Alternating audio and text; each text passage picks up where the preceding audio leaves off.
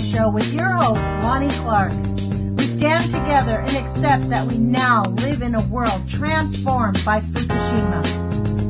Monday, Wednesday, and Friday from 8 a.m. to 9 a.m. Pacific Standard Time here on UCY.TV radio. We relentlessly engage every ear that listens. We expose and confront the complete lack of accountability for the nuclear industry. Consider social engineering programs who view our bodies, minds, and souls as assets on a balance sheet. We discuss vital current issues, interview activists, and engage our audience in an effort to allow all voices to be heard. The Age of Fission radio show creates a venue that all will choose. We encourage our listeners to reclaim their power and their courage to take action and save our planet from the ravages of greed and indifference. Our actions matter. Every voice matters.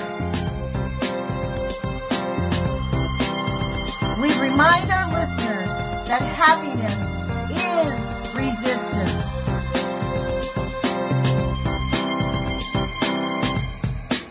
Love is greater than fear.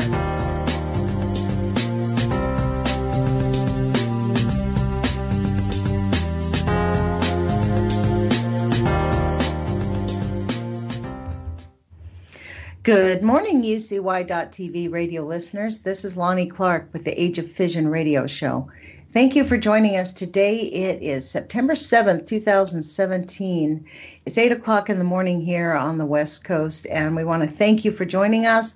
We want to thank our Eugene affiliate at kepw.org, who carries our show also on Thursday night at 6 p.m.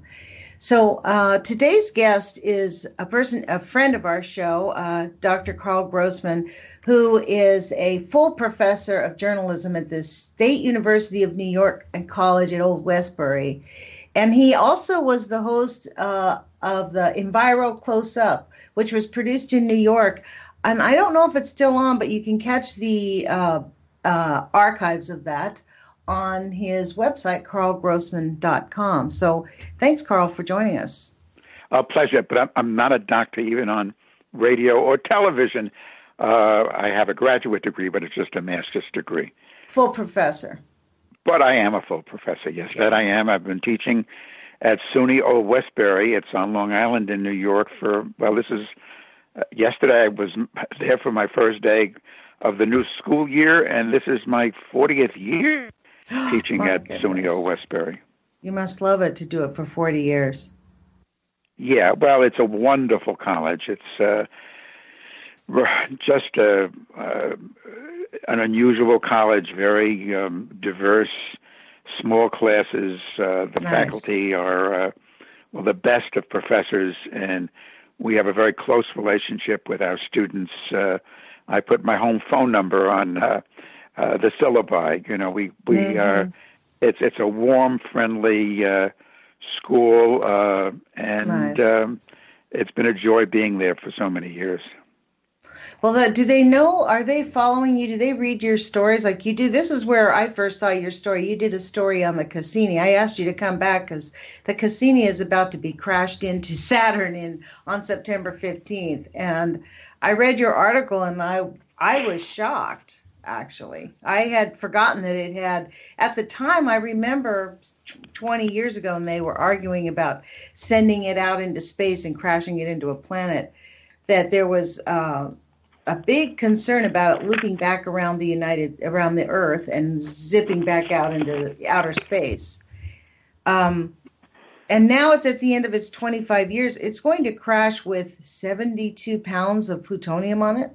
Yeah, and it's plutonium-238, which, maybe 72 pounds doesn't sound like a lot, but it's different than the plutonium-239 in atomic bombs.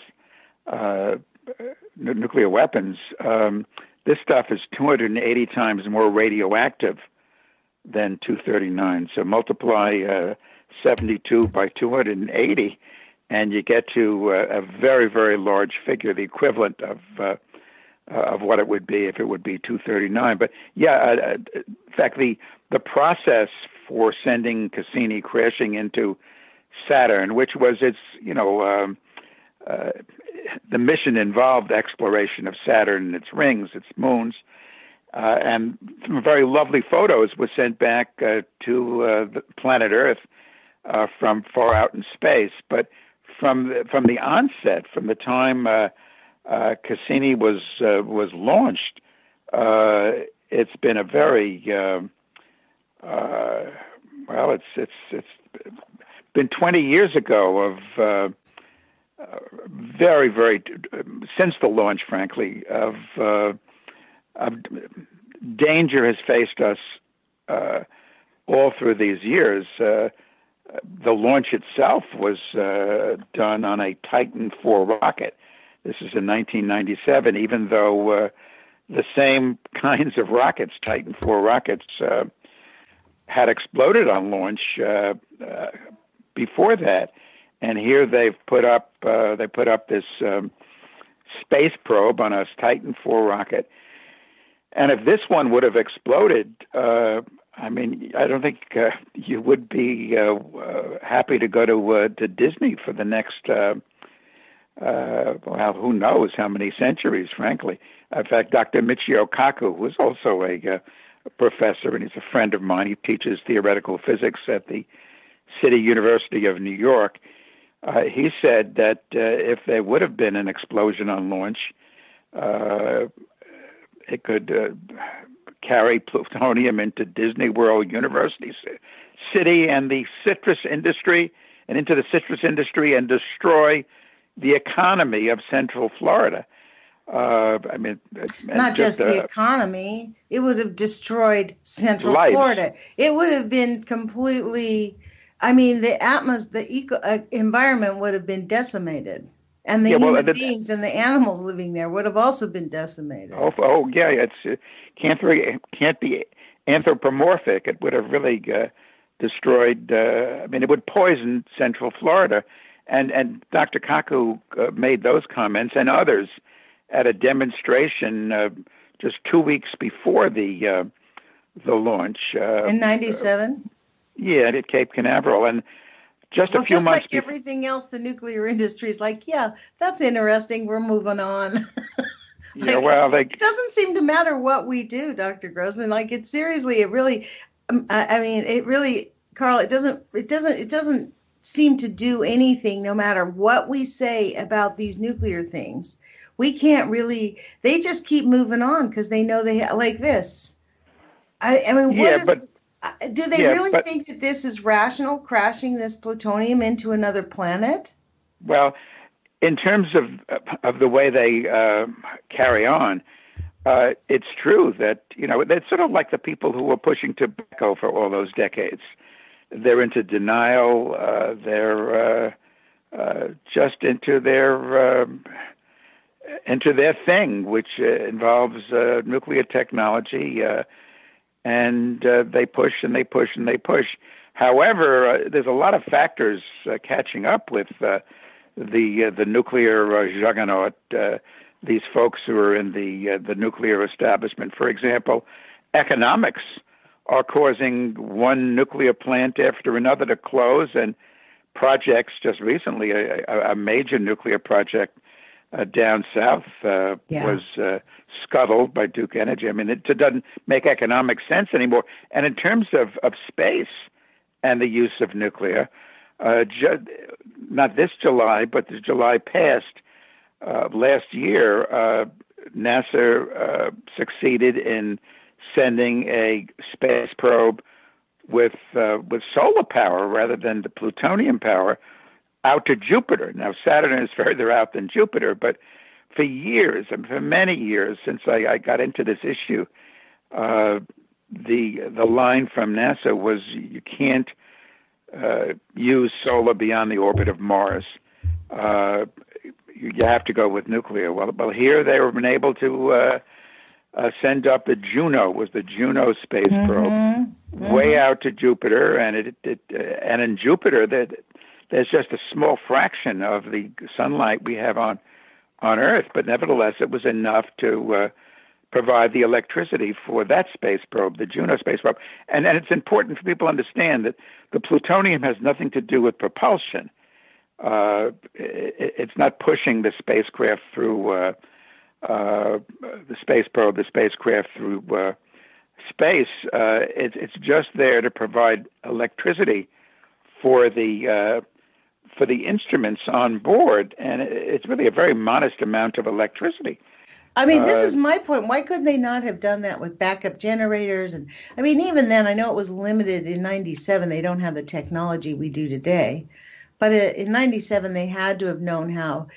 They could have planned for a 25-year plan of backup electricity. I mean, to me, this is also, it's just exactly what has driven me to be talking to you, is the complete insanity and denial that nuclear causes. Anything that man-made plutonium, man-made nuclear contaminants are not what we need to be spreading around the planet, the universe. I mean, they could have done something else. It seems to me that them driving this nuclear into another planet, this is how I've always felt about it. They want to see if they can dump our nuclear on another planet, if we can just ship it out there. I mean, that's what I think. In terms of their motives, I think it's mainly one of vested interest, of self-interest. I mean, what we've spoken a number of times, Lonnie, about the genesis of the whole nuclear push, and it has to do with back to weapons, not atomic weapons, nuclear weapons. It has to do with the Manhattan Project, and there was a crash program to build atomic bombs during World War II, and after the war was over, the folks at Los Alamos National Lab, what's now Los Alamos National Laboratory, and Oak Ridge, and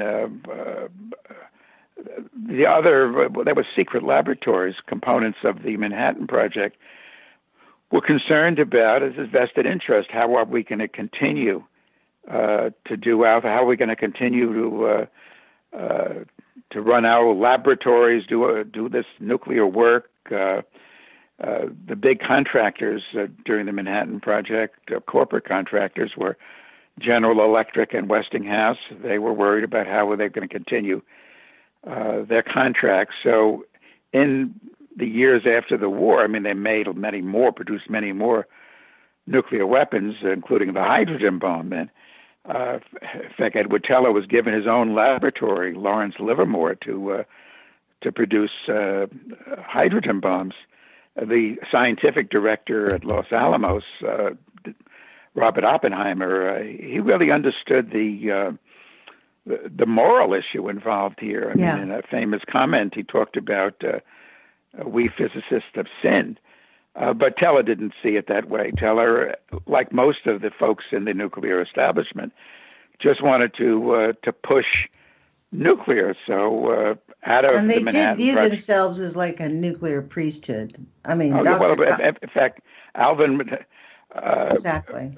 Yeah. Alvin Weinberg, Dr. Alvin Weinberg. Weinberg. I remember listening to him speak at near me is one of these national nuclear laboratories, Brookhaven National Laboratory, and I went there a number of years ago and listened to this guy speak to these nuclear scientists there who were kind of like, I found at some of these national laboratories, they call themselves, these scientists, these nuclear scientists, nukies. I mean, like Moonies, and they were listening to Weinberg. So, in any case, this atomic priesthood, with the corporate component, looked to do other things with nuclear to perpetuate what they had been up to. I mean, they could build more atomic bombs, but you can't sell a nuclear weapon even to an ally, to France or to England. What else could be done with nuclear technology? And one of the ideas they had way back, 46, 47, 48, was in addition to we'll use maybe radiation to zap food so you can have a strawberry 20 years after it was picked, and the use of nuclear. They were planning to build nuclear-powered airplanes, and then came this old notion of nuclear-powered rockets, nuclear-powered space probes, also nuclear power plants. It's all out of the same bundle of interest, and it's very important that I think that the development, the work on Cassini was done in a partnership between the NASA and the Department of Energy, which really took over the Manhattan Project in 1946, became the Atomic Energy Commission, and that was ultimately split. Excuse me, could you say I did not know that the Manhattan Project? Yeah, the Manhattan Project in 46. The AEC, which became the NRC.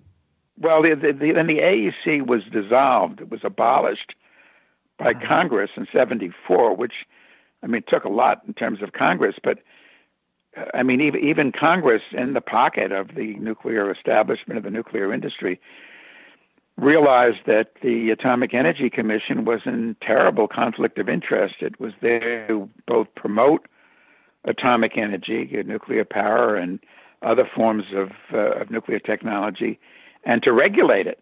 So what happened was in 1974, Congress abolished the NRC, eliminated it, and set up a Nuclear Regulatory Commission. And it was supposed to objectively regulate, not with a vested interest, not with a promotional mission. In fact, the Nuclear Regulatory Commission has been the same as the AEC.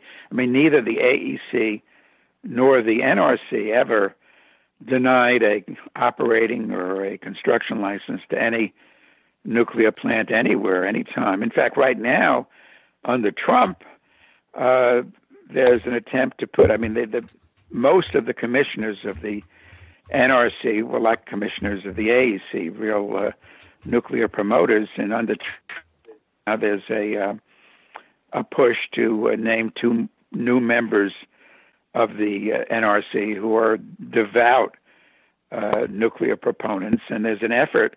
In fact, if folks would go to the website of Beyond Nuclear, and I'm on the board of Beyond Nuclear, it's a wonderful organization based in Tacoma Park, Washington. Just go to the website of Beyond Nuclear, beyondnuclear.org, and you'll see an effort being made to stop this appointment of these two extreme pro-nukers to the Nuclear Regulatory Commission. And then the second entity that was set up out of the Atomic Energy Commission, this was a little later, was the Department of Energy.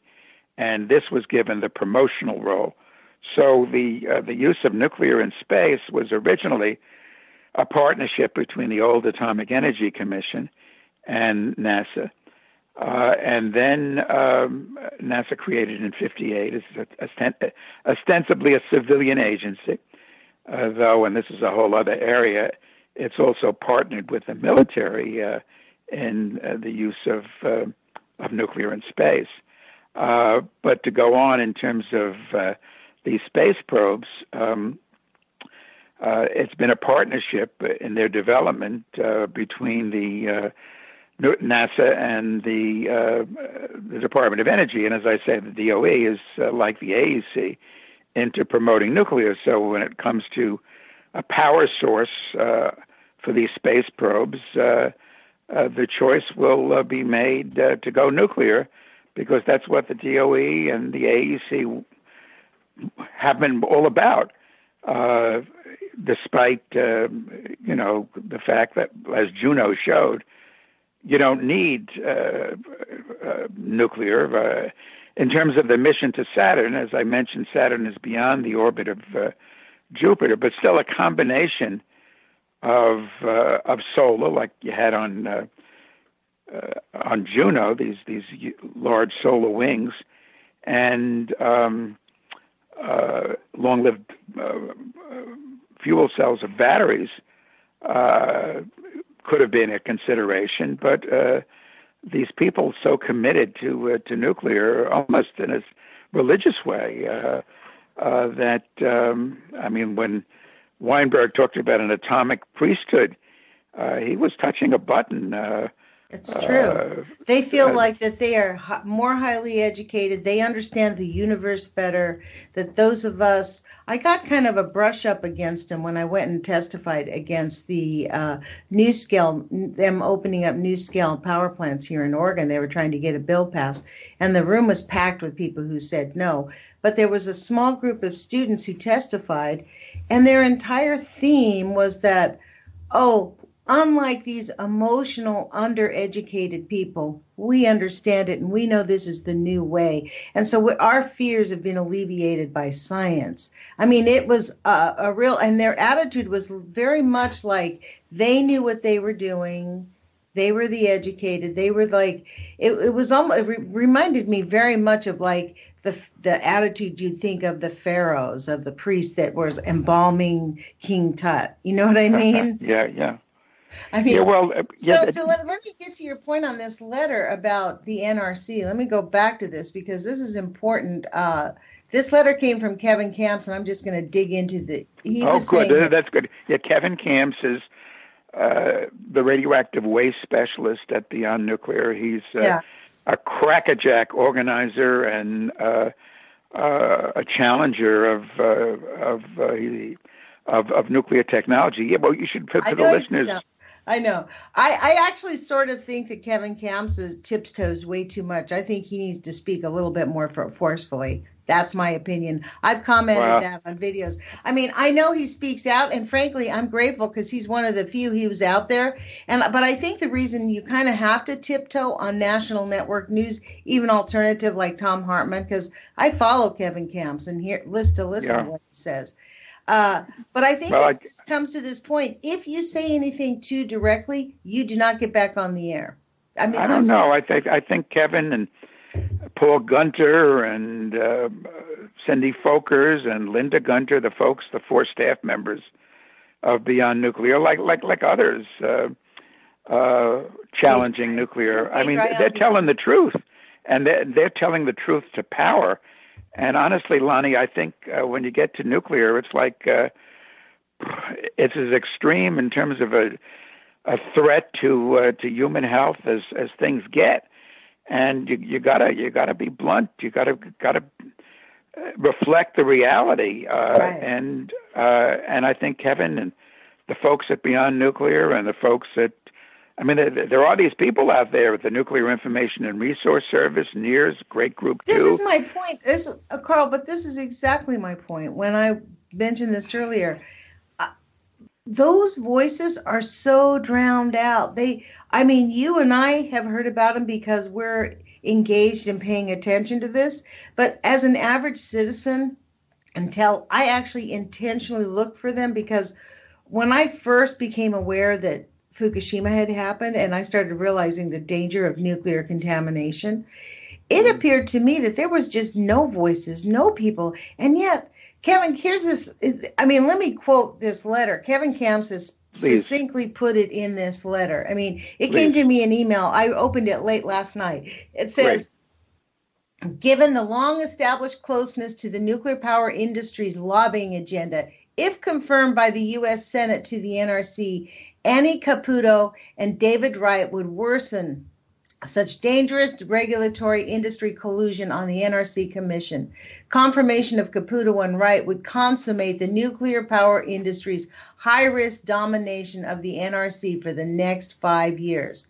Annie Caputo worked as an executive assistant and a top lobbyist, a congressional affairs executive manager for Exelon Corporation, and now the largest nuclear power corporation in the United States from the late 1990s to 2005. From 2006 and then again from 12 to 15, Caputo worked as a senior policy advisor for the U.S. House of Representatives Energy and Commerce Committee, where the chairman at those times, Joe Barton and Fred Upton, regularly sought to promote nuclear power's agenda. Caputo has served a similar role in the U.S. Senate, serving as a senior policy advisor for the Environment and Public Works Committee, James Inhofe, from 2007 to 12, and she has continued in that role for the current EPW committee chair, John Barrasso. This is a shock that this is the person. I mean, if people think that Trump is not all in on nuclear, look again. This is the person he has recommended to fill the seats at the NRC. Yeah, and Kevin is suggesting people send emails, send letters, for those still sending letters, and make phone calls and so forth to senators and to stop this confirmation. You know, sometimes those folks in Congress, when they get enough citizen input, will change their ways. And I think what Kevin is attempting here is so important because, as I say, the NRC, like the AEC, been in the pocket of the been working hand in hand with the nuclear. Unless there's been through the years some good people and people who circumstances have caused them to change their position. Like there was a fellow named Jasko who was the chairman of the NRC, and then Fukushima happened over 5 years ago now, and Jasko said we have to. He had a PhD in atomic nuclear physics. I mean, he seemingly, you would think, would be a part of this nuclear establishment. But when Fukushima occurred, he realized that this portended enormous. I mean, many of those Fukushima reactors were General Electric reactors. He's the only person who was telling the truth inside of that whole cabal of nuclear people. Well, but there's been others through the year, Galinsky. But I mean, then, that's why he got fired, though. Basically, they forced him out of the NRC because of his position on. He would not back down. Yeah, well, Greg Jasko said, but after Fukushima, that we're going to have to include Fukushima lessons, what was learned through the Fukushima accident, in any of our deliberations. And this absolutely upset the nuclear establishment. And it's not just the industry; it's the industry and the Department of Energy and these national nuclear laboratories. It's a it's big government and it's big business all tied together, pushing nuclear. And I must say, too, big media has not been innocent here. Big media has been part of the problem as well, not giving people information on nuclear and promoting the press, so much of the press, nuclear. In any case, Greg Jasko, he was pushed out as chairman of the NRC by nuclear establishment pressure. It was just scandalous what occurred. And now what is happening, what Kevin is is pointing to and trying to stop are people who are even worse than your normal NRC commissioner. And I think it's important for viewers to, listeners and viewers, to go to the website of Beyond Nuclear, find out what's happening, and and stay engaged with Beyond Nuclear. Because honestly, this is one of the things, Karl, I'm glad that you're on the board, because as a citizen out here, and we hear about Beyond Nuclear, we follow Kevin Kamps. I follow Kevin Kamps. It's kind of shocking to me to realize that you just named off the 4 principles. To me, I'm shocked that this is such a tiny organization. It doesn't get a lot of. There's not like big money where they have a big staff to handle everything and take care of everything. It's kind of a shoestring operation. I have to be reminded of that to give Kevin some slack on when I say I don't think he's forceful enough. But I think that this has a lot to do with it. He is there. This letter that he wrote, and I'm going to have a link. I've copied the letter that he wrote and the email, and I'm going to I'm going to put it in my Google Drive, and I'll have a link for the notes of this show so people can get this letter. It is very urgent that actually, along with H.R. 3053, which is going to privatize nuclear waste and end environmental impact reports. We have to call Congress about that, and we have to call the Senate to stop these 2 NRC appointments. Yeah, absolutely. And in terms of Beyond Nuclear, I not just check the website. It isn't exactly a shoestring operation. It's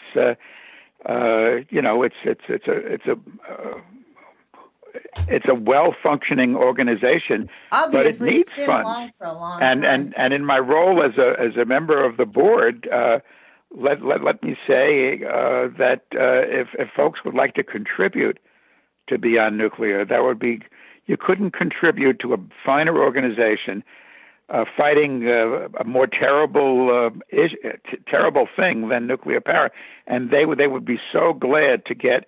It could be $5, it could be $50, it could be $500, but whatever you might be able to send to Beyond Nuclear would be so important. And again, just the website is beyondnuclear.org, full of information that much of the media is not reporting on. In fact, that's why I called, in terms of atomic energy and the press, I called my first book on this way back in 1980. I wrote it, Cover Up What You're Not Supposed to Know About Nuclear Power.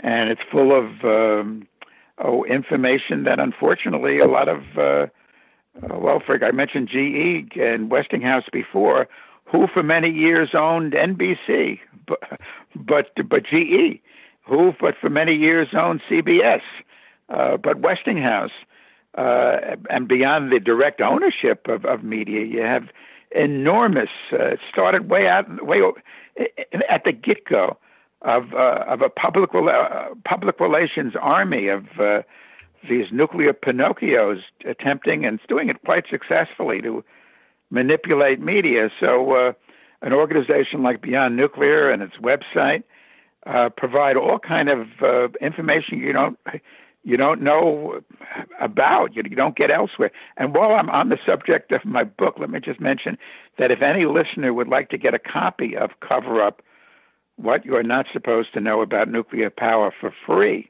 absolutely for free, just go to my website, karlgrossman.com, hit the button on top which says books, and with the generosity of the publisher, you can get the latest edition of Cover Up. And the way I designed the book, because I was quite aware when I wrote it about these nuclear Pinocchios, these liars for hire that have attempted to sue us in regards to nuclear power.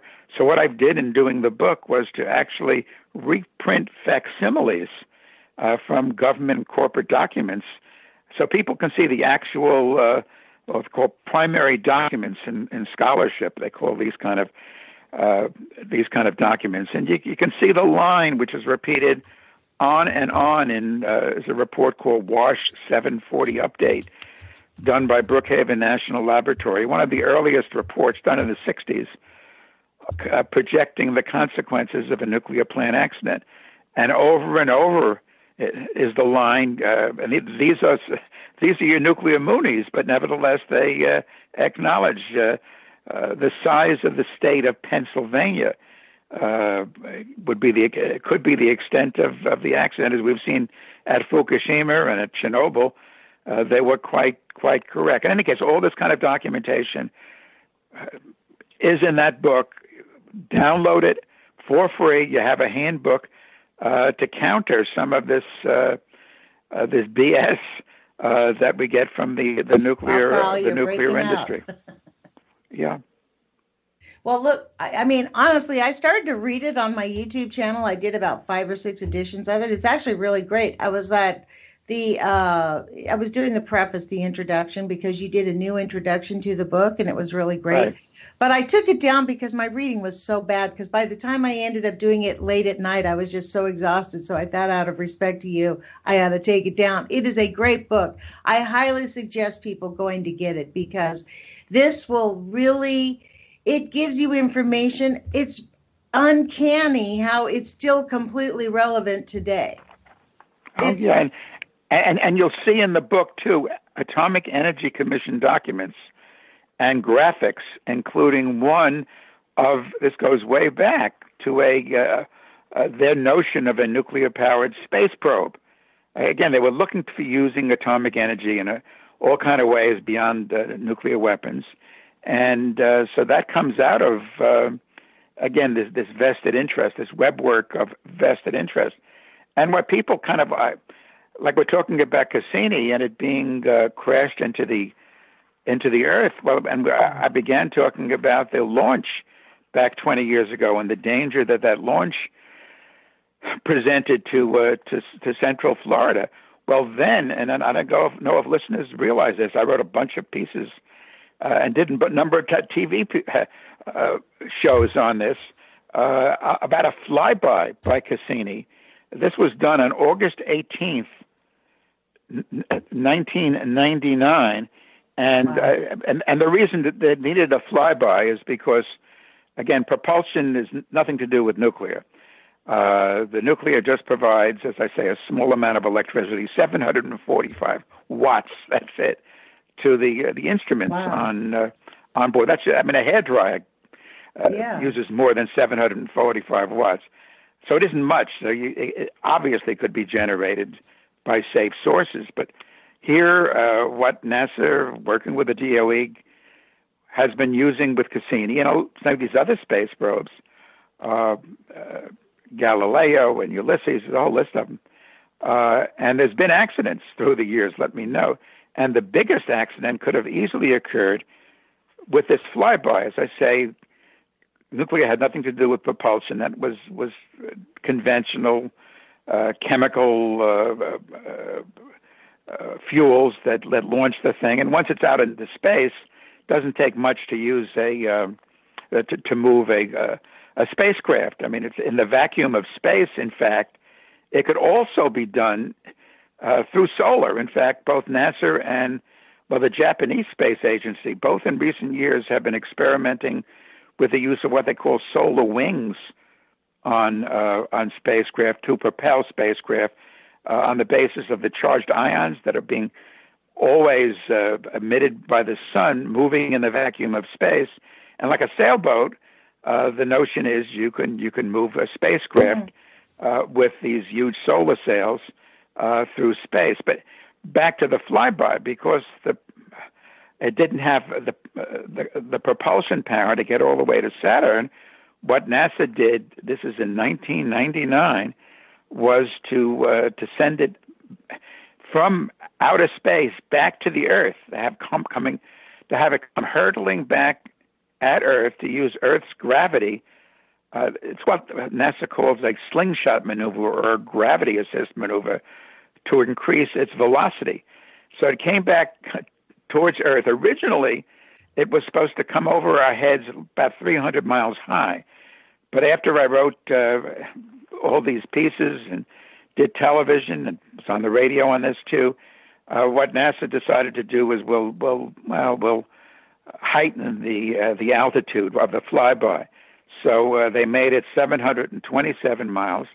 But this Cassini came hurtling at the Earth at 42,300 miles per hour, 727 miles high. And as I note, I did a book mainly on to a large degree on Cassini, which you can get inexpensively from Amazon or whatever. It's called The Wrong Stuff, and plutonium and other nuclear materials sure are the wrong stuff for space. And in that book, in fact, it's on the dust jacket, and in the book itself, I quote from the final environmental impact statement for the Cassini mission. This is the NASA final EIS.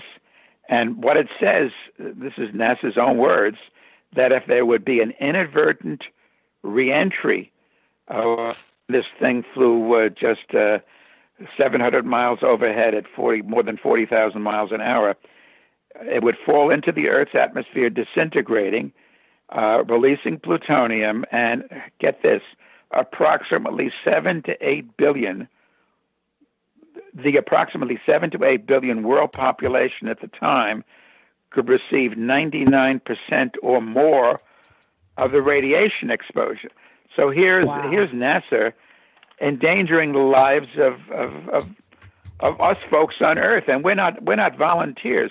In fact, I mentioned the protest, the demonstration at the Cape, where Dr. Michio Kaku spoke against the launch, and at an earlier demonstration at the same site, Alan Cohen, who was a NASA career official from 64 to 94, in fact, he was the emergency preparedness officer at the Kennedy Space Center. And he said at an earlier demonstration, we're told by NASA that the odds against Cassini blowing up and releasing radiation are 1,500 to 1. This is the launch. They're pretty poor odds. You bet the lottery. 1,500 to 1. That doesn't sound very good. On launch, yeah. Well, one. That's what NASA said. In fact, 1 out of 100 chemical rockets blow up on launch. And then he went on. Wow. You bet the lottery, and this is Alan Cohen, and the odds you will win are 1 in 14 million. And as to NASA's claim that the plutonium system is indestructible, he said indestructible, just like the Titanic was unsinkable. It's just time like to the put. Titanic. And this is a NASA career guy. It's time to put a stop to NASA's freedom to threaten the lives of people here on Earth. And just let me give you a backstory of how Alan Cohen ended up speaking out at a anti-space nuclear demonstration.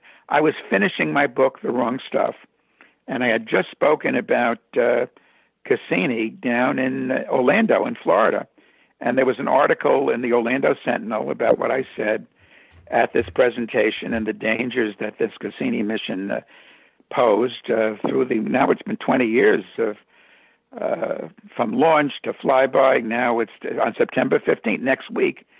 It's to be sent into Saturn, disintegrate in whatever atmosphere Saturn has, and Saturn's going to get the poison. But in any case, as I was finishing the book, I get a call, and the guy says, "My name is Alan Cohen, and I've been emergency preparedness officer at the Cape. I've been with NASA for many years, and so forth." And I read in the Orlando Sentinel what you said in Orlando, and I thought, oh, for sure. And here I'm trying to get the book finished. I have a guy on the phone from NASA, one of these like I've met so many times, and you were mentioning you encountering them, these nuclear moonies, that I have a guy on the phone who's going to want to argue with me. And then he says, and I just want to tell you, Mr. Grossman, you are absolutely correct. You are absolutely right of the danger of this thing. And then he went on and spoke about what could happen on launch with one of these space nuclear shots. And again, this isn't the sky is falling theoretically.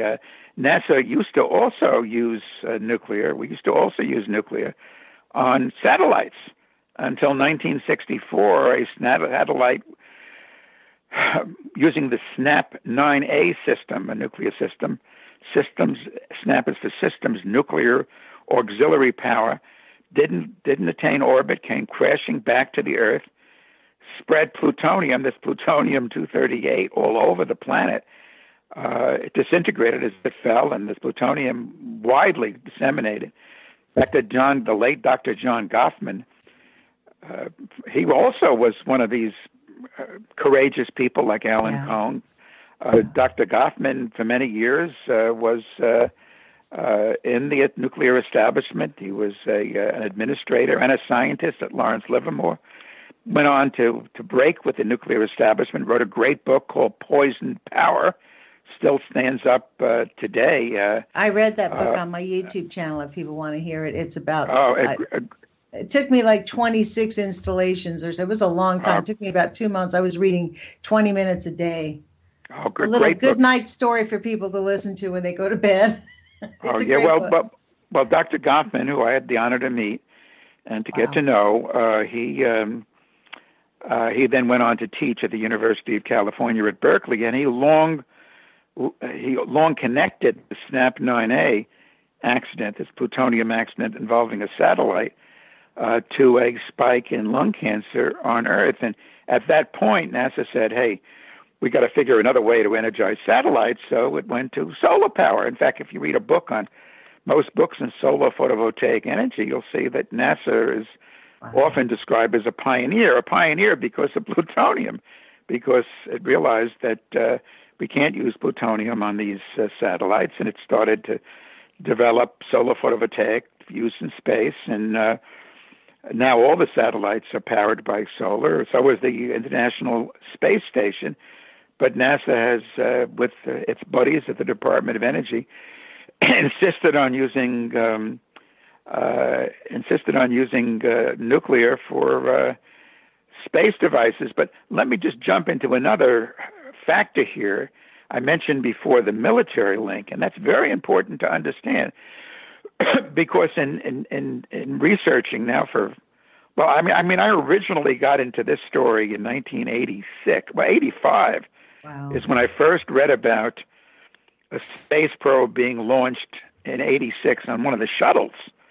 In fact, it was called the Challenger in 86. Mm-hmm. And I was reading a Department of Energy newsletter which spoke about DOE and NASA looking into the possibility of accidents and analyzing and so forth.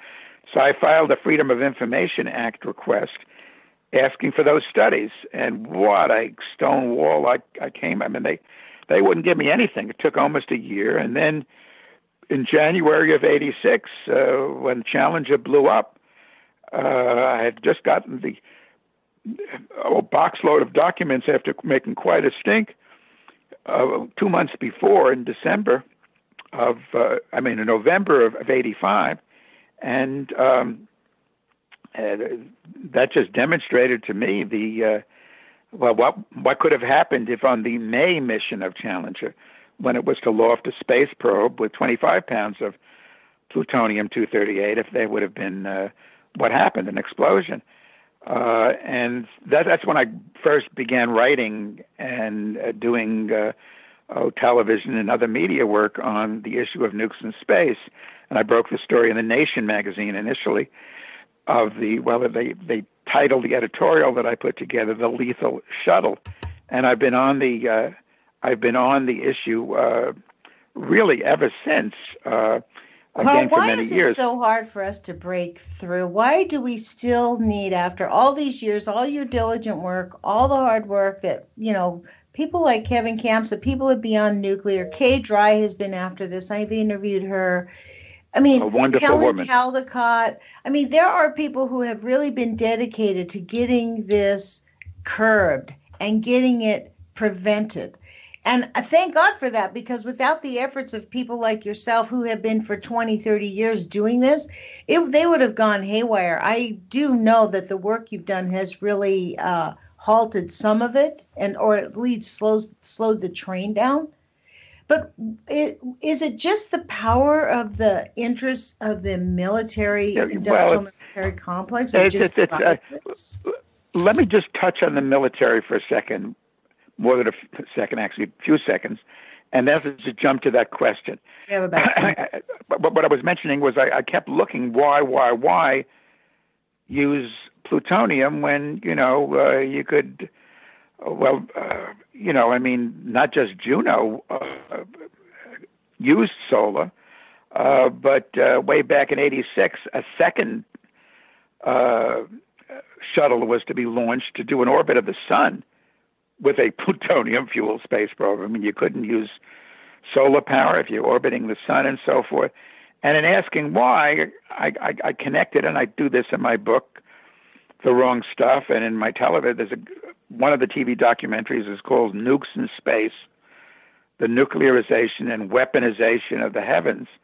And in both, I connect to the military. I mean, NASA was set up in 58 to be a civilian agent, agency to do civilian uses of in space, but it quickly understood that where the money is in the Pentagon.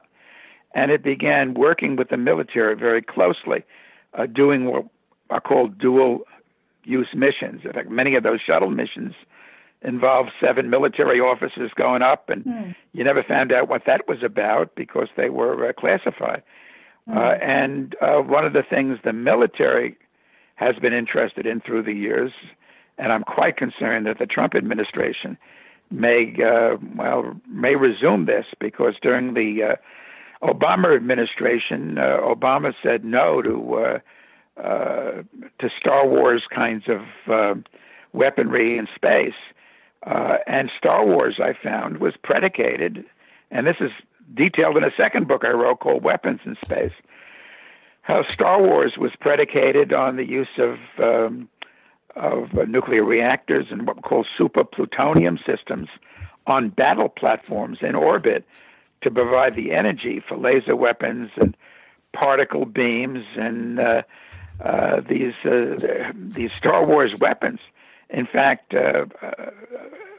the head of at one point it was renamed Strategic Defense Initiative, the Star Wars program, and General Christensen, who was the head of it, he said it was at a conference, public, you get to see this on the web, that unless we have a long extension cord going back to Earth, we're going to have to power these weapons, the hypervelocity guns, the particle beams, the laser weapons, and so forth, with nuclear power in space.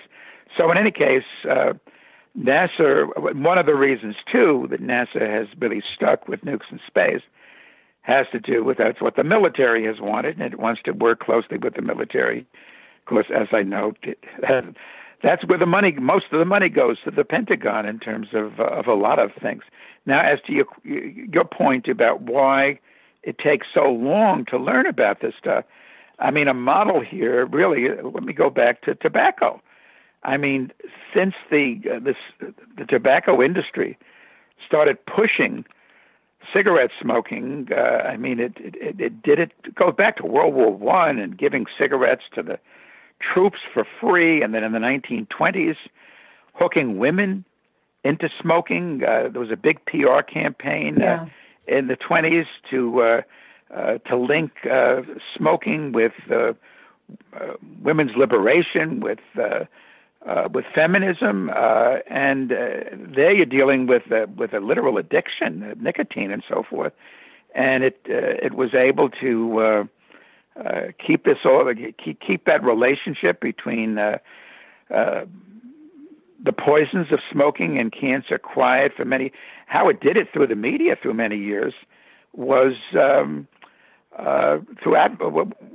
there was an advertising contract for cigarette ads in magazines or newspapers, there was a provision that the press not report on anything critical involving smoking. So whether it was overt or in certain cases covert, because of the advertising, the press stayed away from the mass media, stayed away from reporting about this connection, which was clear to people in science. In the 40s, there was numerous reports on the relationship, the link between smoking and cancer. And the journalist, who to me has been a model for my own work, who wrote about that link, again, this is decades after smoking was pushed to become a habit in this country, a major habit, and still is major cause of cancer deaths in this country. George Seldes put out a newsletter. He had worked for the mainstream media, but he became pretty disgusted with it. In fact, Seldes wrote in the 30s a number of books about the press, including Lords of the Press, which holds up today. And he put out a wonderful newsletter, which became very widely read in this country in the 50s, called In Fact. And it really, in the 40s and 50s, early 50s, and it really spelled out the relationship between smoking and cancer. And finally, a magazine called Reader's Digest picked up on this, and in the late 50s published a story about. So finally, almost 40 years after smoking became, the folks in this country and around the world ended up hooked on cigarettes, the truth became manifest. And finally, we had an honest and a courageous Surgeon General. Who actually said it? Yeah, that was a big, gigantic break. I remember that, and so that's what you're saying is we still have not had that breakthrough where we had it with Jasko and they got rid of him pretty quickly. But we have about 3 or 4 minutes left, and we have not touched on the Irma thing, and I am hoping that people in Florida take this very seriously because there are 2 nuclear power plants right in the, Turkey Point has been leaking tritiated water for several years now into worse than that. Turkey Point is just south of Miami, a couple of miles from Homestead, Florida, and Port St. Lucie. Those 2 nukes, they're on Hutchinson Island. They're right off Jensen Beach in Florida. In fact, 2 of our dearest friends retired from Long Island to a little apartment in Jensen Beach, Florida, and both died prematurely. Died prematurely of cancer. That was it was intense cases. He had prostate, she had breast. After living a couple of winters, just about a mile and a half from the nukes of. I mean, these things you don't need Fukushima, right? You don't need Chernobyl to have a disaster. These things are constantly. And we are about to have, but I mean, do you think that Turkey Point could sustain these 185 winds? No. I mean, No. People, I mean, do you think that this will make that portion of Florida uninhabitable? I mean, this could be a very serious, what will happen if it really gets slammed and it can't sustain it? They're not closed down yet, by the way. Yeah, they're not, but I found this hard to believe that the Florida Power and Light is talking about we're going to close. They own both these plants, 2 reactors in each. We're going to close them if this hurricane's coming our way, which is far better than the folks in South Texas who said, did don't for worry their about nukes. It. We're fine. They were closing. They weren't closing. They didn't. I mean, it was just by the skin of our teeth when Harvey hit Texas. Right. And flooded, I mean, we've all learned about this historic flooded the area. They kept pumping away at that nuke. So, but just one thing in our last minute here, people should not feel pessimistic. As Ibsen wrote years ago, truth is a lion in the street. Truth itself, even if it's published in fact, even if it's on your radio show or in my books or TV, truth is powerful in its own way, and people have gotten the truth. And that's why the nuclear industry in the U.S. is dying. It's out. I mean, they're closing nuke after nuke because it's uneconomic. They're not going to build new nukes. The only place where nuclear is really being pushed now is being pushed by authoritarian countries, Russia and China. But where there's any kind of a free press, even if only a small component of it comes out with the truth on nuclear power, people get the information. So don't be pissed. And with groups like Beyond Nuclear fighting at the grassroots. And it's going to take us to call, like we do have to call the House of Representatives and say no to H.R. 3053, the Nuclear Waste Policy Amendment Act of 2017, and no to the NRC appointments that Trump wants to put in, the lobbyists and the NRC. Karl, we have about 30 seconds left. I want to thank you for joining us. I hope you can come back. I know you're in school. I'll be in school too. Maybe we can figure out a way to pre-record or do something. I do recommend that people go to Karl's website, karlgrossman.com, download his book, read it, look at the links in this interview. We're going to have that letter from Beyond Nuclear. And as I say, put your courage feet on, take action. It's up to us. We're up to the task. It's up to us, you guys. Thanks, Karl, for joining us. A pleasure.